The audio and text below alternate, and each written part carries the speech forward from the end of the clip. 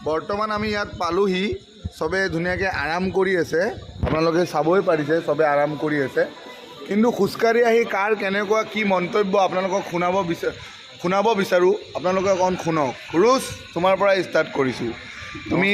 তেজপুৰৰ পৰা যে হলেশ্বৰ আহিলা তোমাৰ এক্সপিৰিয়েঞ্চটো অকণ শ্বেয়াৰ কৰা পোনপ্ৰথমে সকলো ফেচবুক বন্ধুবৰ্গলৈ বলবমৰ